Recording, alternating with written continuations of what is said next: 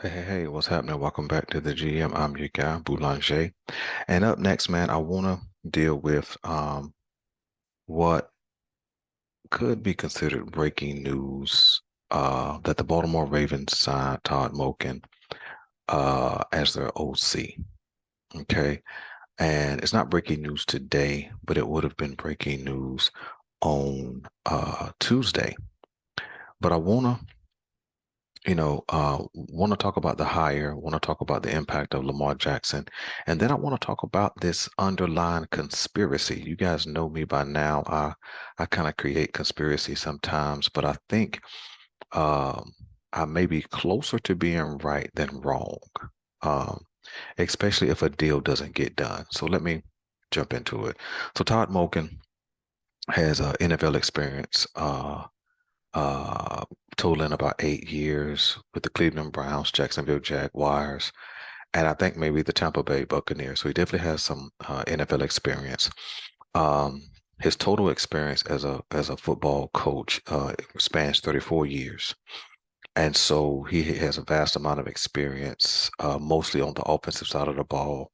And his most recent work has been the genius behind the Georgia Bulldogs offense to where they brought probably the most balanced attack in college football, averaging this past year about 272 yards passing and roughly 200 yards rushing per game.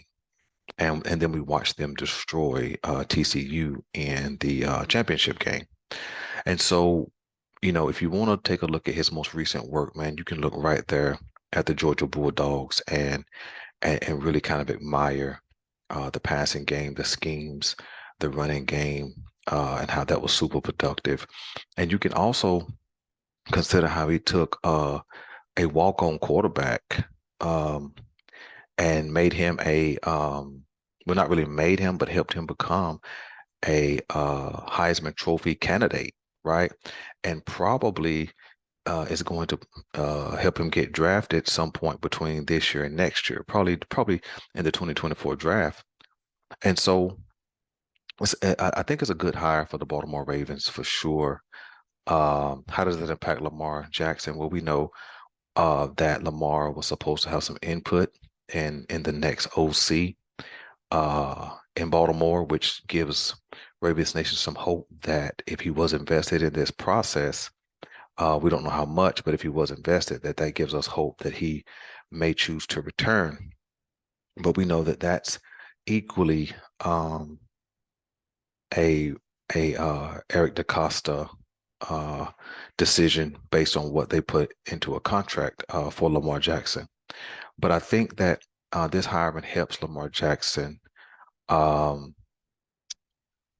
by, you know, staying true to a run game uh, and maybe implementing some different run concepts and things of that nature.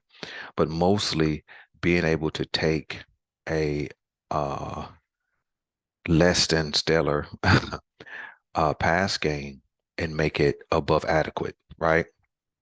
We want an adequate pass game, but we want it above adequate.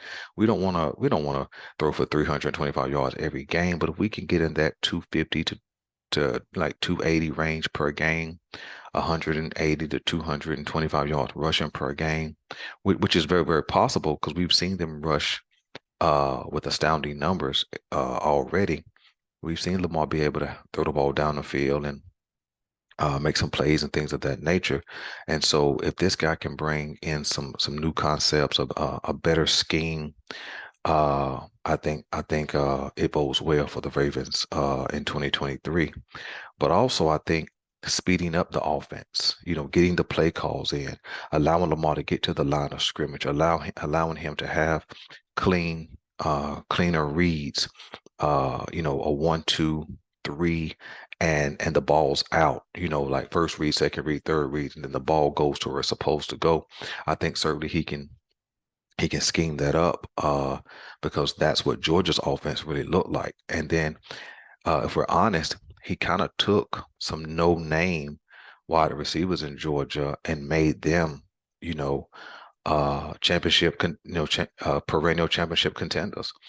Those guys in Georgia, they wasn't, 5-star recruits, and most of them wasn't 4-star recruits. But as you watch them play this year, those receivers were consistently wide open, and the Bulldogs quarterback could make easy throws and keep that offense on the field. So I think what Todd Moken brings to the table is you know great schematics for sure.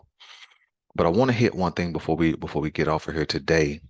Uh, and I want to hit that underlying conspiracy with with the Super Bowl approaching. We heard that the Baltimore Ravens wanted to interview uh the Philadelphia Eagles offensive coordinator and also excuse me, Philadelphia Eagles quarterbacks coach, and then they wanted to interview Eric Bieniemy. And the talk was that they were very interested in Bieniemy. Okay, and so we have to ask, what happened there? Why did it seem like as soon as the Super Bowl was over, they hit the gas and picked Todd Moken? Not that he's not a great candidate, but what could be that underlying conspiracy? Well, here it is. And remember, you heard it here first. Okay. Todd Moken comes from college, right? Which means he would have been able to see a lot of the college quarterback talent. He's going to know firsthand how to understand a college quarterback, meaning in his first year in the NFL. He's going to know what the college quarterback has seen, the defenses he saw, all those kind of things. So he's going to know how to put his hands and craft a young quarterback into a pro quarterback. What am I saying? The Ravens may have gone and picked a college coach to be an NFL offensive coordinator. Why? Because if a deal doesn't get done for Lamar Jackson, Baltimore will likely be picking in the top 10 after a Lamar Jackson trade. And so uh and so um Todd Moken has had a bird's eye view of all the uh quarterbacks coming out of this year's draft. He would have played Bryce Young, who will already be gone by the time the Baltimore Ravens pick, of course. But he knows about Levis out of Kentucky, who they would have played in the SEC. If I can remember correctly, Georgia played CJ Stroud and the Ohio State Buckeyes. So what would he know about? He would know about all of these quarterbacks, and he would already have an idea on how to use them at the NFL level. He will understand what running schemes would work best, what passing schemes would work best, what route concepts would work best. And so I think the underlying conspiracy, the untold story of this hire is not just so it improves the offense for Lamar Jackson, but it sets up very well if Lamar Jackson walks in a trade and we get a top 10 pick and we have to go with a young quarterback at that position. So remember, you heard it here first on the GM, kind of that underlying conspiracy. So listen, man, I appreciate you guys, man. Hit the like button, hit subscribe, man. Share it with a friend. Let me know what you want me to know. If you like this content, man, I can keep bringing it to you, man.